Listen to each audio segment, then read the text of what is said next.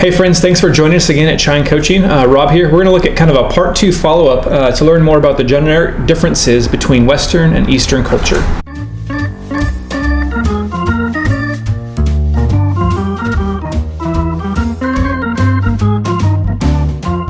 To summarize that, with studies and career choices, there's more pressure from the family and community. Yes. Where maybe in the West, there's more freedom to choose what you want to study. Right? I mean, you kind of have to. Like the exams are pretty intense. I'll be honest.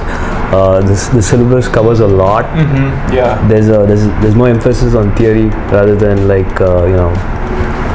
say practical hands-on things, and it's not the research and stuff is not as developed as in the States.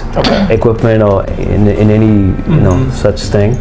And so we end up studying a lot, and we kind of don't use it in any like a project or something where we can we get to know the end-to-end of it. Yeah. So I'm not saying we don't. I'm saying we don't do it as much. Gotcha. Maybe not as much. Yeah, not as much as we probably should be doing. You know? Okay. That's what I've come across. So you've seen that difference here studying? Oh yeah. Yeah. A lot, yes. There's a phrase in Hindi, if I may use it. Log kya kahenge? What will people say? So that is what drives a lot of us in India. You know, if I choose this career path, what would people say?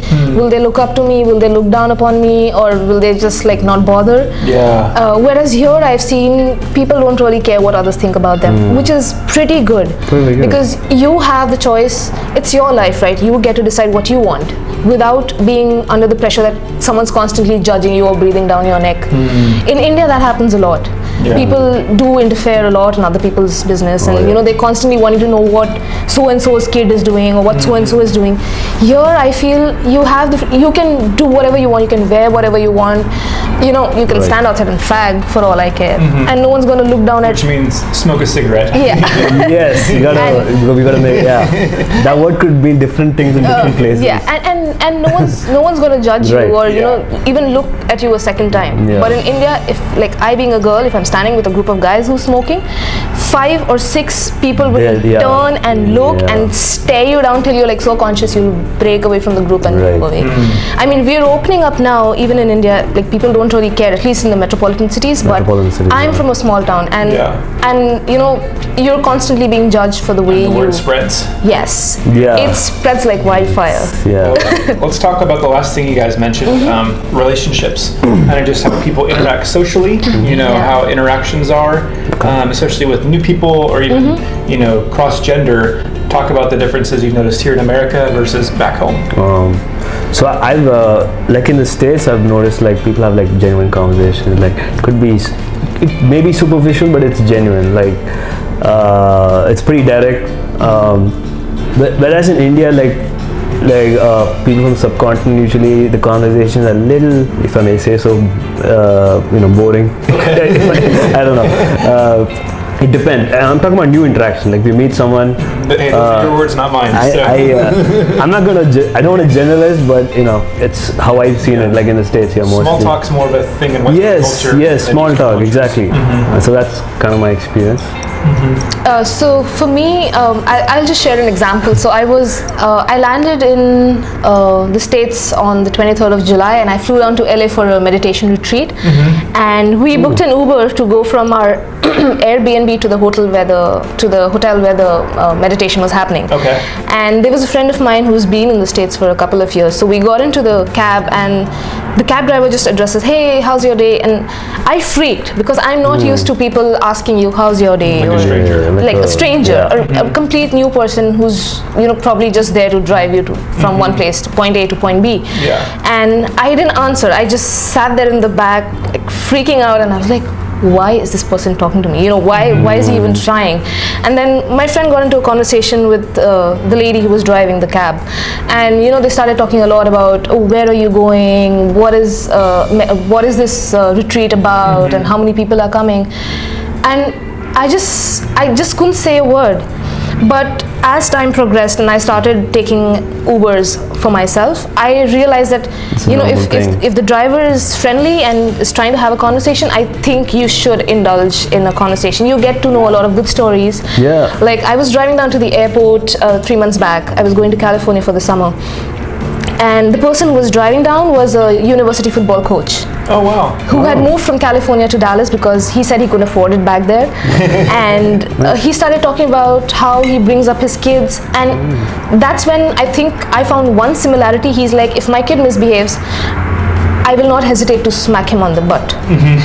Which is something that happens in India. Did he specify what? Yes, discipline. yes, he Okay. specified it. So, which is something that happens in India. Like I was trashed by my dad till I was like 16 or 17 because for study reasons or sports. I was an athlete, so you know he was a strict coach and a Okay. strict teacher.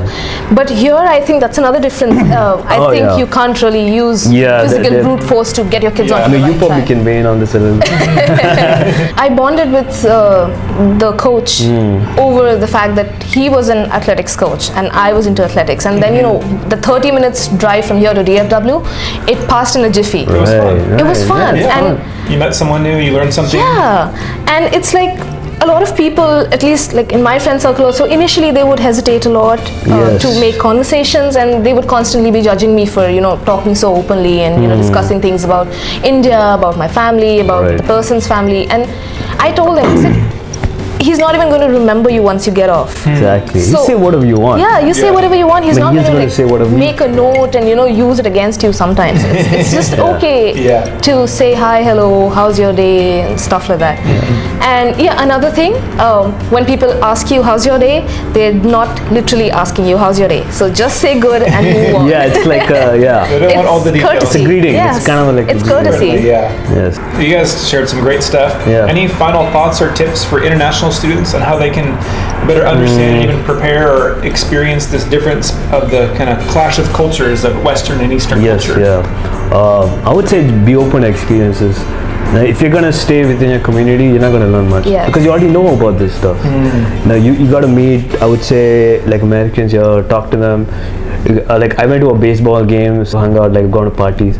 I'm not saying party all the time, but I'm saying it'll definitely give you a perspective you didn't have before. Yeah. And going forward, you'll find how important it is.